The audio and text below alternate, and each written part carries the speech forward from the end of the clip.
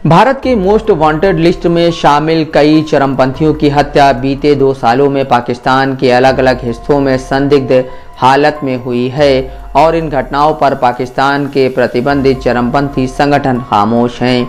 अखबार times of India में छपी एक रिपोर्ट के मुताबिक मारे गए ये सभी आतंकवादी या तो कमांडर्स लश्कर तैयबा या हिजबुल मुजाहिदीन अलगाववादी खालिस्तानी आंदोलन या जैश ए मोहम्मद से जुड़े थे। इसी साल नवंबर में लश्कर तैयबा और जैश ए मोहम्मद से जुड़े 3 वरिष्ठ चरमपंथियों की पाकिस्तान में गोली मार कर हत्या कर दी गई थी। इनमें मौलाना मसूद अजहर का एक करीबी और लश्कर तैयबा में भर्ती करने वाले मुख्य व्यक्ति शामिल हैं। साल 2021 में लाहौर में लश्कर तैयबा के संस्थापक और 2008 में हुई मुंबई बम धमाकों का मास्टरमाइंड हाफिज सईद पर एक जानलेवा हमला हुआ था जो नाकाम रहा। इस घटना के बाद ही पाकिस्तान में एक तरह से एक के बाद एक हत्याओं का सिलसिला शुरू हो गया। अखबार इन्हें टारगेटेड किलिंग्स कहता है और लिखता है कि इन सभी हत्याओं में लगभग एक तरह का पैटर्न देखा गया है। इन सभी मामलों में मोटरसाइकिल पर सवार अनजान लोगों ने उन पर हमला किया जिन पर भारत में आतंकवाद का आरोप लगाया गया था। इन मामलों की जांच में शामिल अधिकारियों का कहना है कि इसके लिए पड़ोसी दुश्मन देश की खुफिया एजेंसी जिम्मेदार है। मामले की जानकारी रखने वाले एक अधिकारी के हवाले से अखबार लिखता है कि दुश्मन की खुफिया एजेंसी ने देश के भीतर हत्याओं को अंजाम देने के लिए स्थानीय लोगों का एक व्यवस्थित नेटवर्क तैयार किया है। अपने हित साधने के लिए उन्होंने ऐसे लोगों को इसमें शामिल किया जो पूर्व सरकारी अधिकारियों से नाराज थे। एक खाड़ी मुल्क की तरफ इशारा करते हुए इस अधिकारी ने कहा कि इस नेटवर्क को भारत खाड़ी के एक मुल्क में मौजूद अपने लोगों की मदद से चलाता है। अखबार लिखता है कि पाकिस्तान के भीतर कई हत्याएं होने के बाद अब तक न तो इस पर पाकिस्तानी प्रशासन ने कुछ प्रतिक्रिया दी है और न ही पाकिस्तानी मीडिया में इस पर खुलकर चर्चा हो रही है।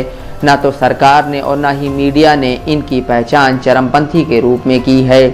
हालांकि 2021 में पाकिस्तान के गृह मंत्री राणा सनाउल्लाह ने एक संवाददाता सम्मेलन में कहा था कि लाहौर में हाफिज सईद के घर के बाहर हुए बम धमाके के बाद लश्कर तैयबा, हिजबुल मुजाहिदीन, खालिस्तान आंदोलन और जैश ए मोहम्मद से जुड़े चरमपंथियों की संदिग्ध हालातों में मौतें हुई हैं और सरकार इन्हें नज़रअंदाज कर रही है।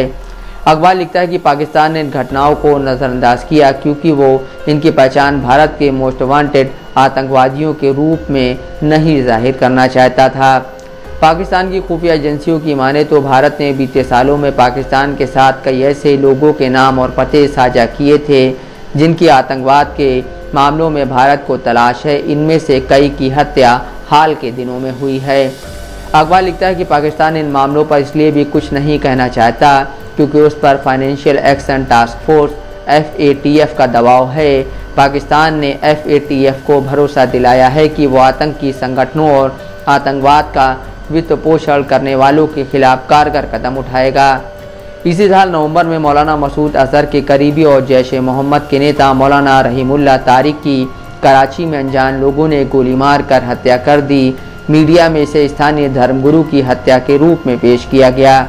इसी महीने लश्कर तैयबा में भर्ती करने वाले अकरम खान उर्फ अकरम गाजी की खैबर पख्तूनख्वा के बाज़ौर में गोली मार कर हत्या कर दी गई। मीडिया में उन्हें मुअज्जिन बताया गया।